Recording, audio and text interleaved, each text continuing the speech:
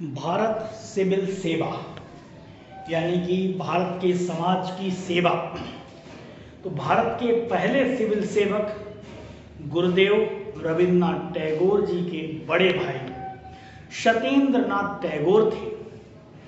1863 में भारतीय सिविल सेवा के लिए अर्हता प्राप्त करने वाले पहले भारतीय बने। देश की पहली महिला सिविल सेवक जो बनी है वो अन्ना जॉर्ज मल्होत्रा थी। देश की पहली महिला आईपीएस किरण बेदी जी, जिनका काफ़ी नाम है, सभी चिर परिचित हैं। सुरेंद्र नाथ बनर्जी जो 1869 में भारतीय सिविल सेवा प्रतियोगी परीक्षा उत्तीर्ण की जिन्होंने, लेकिन उन्हें इस दावे के कारण रोक दिया गया कि उन्होंने अपनी उम्र गलत प्रस्तुत की थी। वहीं बिहारी लाल गुप्ता जी जो कि खुली प्रतियोगी परीक्षा उत्तीर्ण की उन्होंने और 1869 में भारतीय सिविल सेवा में शामिल होने वाले तीसरे भारतीय बने। रोमेश दत्त जी, इन्होंने आईसीएस परीक्षा लिखी और 1869 में पास भी हुए थे। सुभाष चंद्र बोस सर्वविदित है, अगस्त 1920 में भारतीय सिविल सेवा परीक्षा उत्तीर्ण की, लेकिन अप्रैल 1921 में राष्ट्रवादी उथल पुथल की सुनवाई के बाद उन्होंने अपनी उम्मीदवारी से इस्तीफा दे दिया था।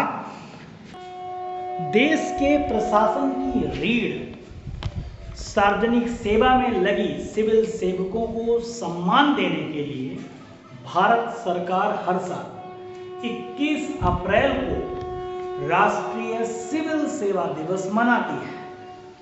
इस दिन अच्छे काम करने वाले सभी सिविल सेवकों को अवार्ड से भी नवाजा जाता है। अब प्रश्न उठता है कि आखिर 21 अप्रैल को ही क्यों सिविल सेवा दिवस क्यों मनाया जाता है? आखिर इस दिन को चुनने की क्या वजह है? तो यह दिन स्वतंत्र भारत के पहले गृह मंत्री उप प्रधानमंत्री सरदार वल्लभ भाई पटेल जी द्वारा 1947 में परिवीक्षाधीन अधिकारियों को दिए गए संबोधन की याद दिलाता है। 21 अप्रैल 1947 का वो दिन जब सरदार पटेल भारतीय सिविल सेवा की पहली बैच के अधिकारियों से रूबरू हुए। दिल्ली के मैटकॉफ हाउस में हुए कार्यक्रम में उन्होंने सिविल सेवकों को भारत का स्टील फ्रेम कहा। देश के राजनीतिक एकीकरण के महान वास्तुकार सरदार वल्लभ भाई पटेल जी ने सिविल सेवा के दृष्टिकोण को समझाया था और इसी कारण 21 अप्रैल खास हो जाता है। स्वतंत्र भारत के पहले या स्वतंत्र भारत के लिए और सुराज्य और सुशासन की नींव रखना भारतीय विकास की काफी हद तक हमारे सिविल सेवकों के जुनून, क्षमता और प्रतिबद्धता की देन है।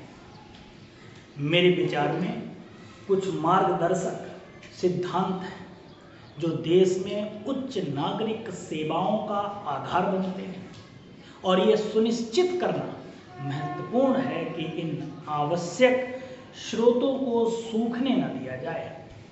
मैं इनमें से 4 प्रमुख पहलुओं को रेखांकित करूंगा: सहानुभूति, दक्षता, निष्पक्षता और अस्थिरता। सहानुभूति पर महात्मा गांधी की सलाह थी कि खुद को देश के सबसे गरीब लोगों की स्थिति में रखें और देखें कि कोई विशेष नीति या कार्यक्रम उस पर कैसे प्रभाव डालेगा। दक्षता की बात करें तो सिविल सेवकों को हर भारतीय के जीवन की गुणवत्ता में सुधार लाने में के अंतिम उद्देश्य को प्राप्त करने के लिए अपने कामकाज के तरीकों को परिष्कृत करने के लिए हर अवसर का प्रयोग करना पड़ता है, खासकर उन लोगों के लिए जिन्हें पर्याप्त सेवा नहीं मिली। नव प्रवर्तन की कुंजी है निष्पक्षता और अस्थिरता, इस पर बात करें। सो सरदार पटेल जी के उपदेश में निहित है, सबसे बढ़कर मैं आपको प्रशासन की अत्यधिक निष्पक्षता और अस्थिरता बनाए रखने की सलाह दूंगा। 21 अप्रैल 1947 को अखिल भारतीय सेवा परीक्षार्थियों को सरदार पटेल का उपदेश आज भी उतना ही कारगर है, उतना ही प्रासंगिक है, जितना उस समय था।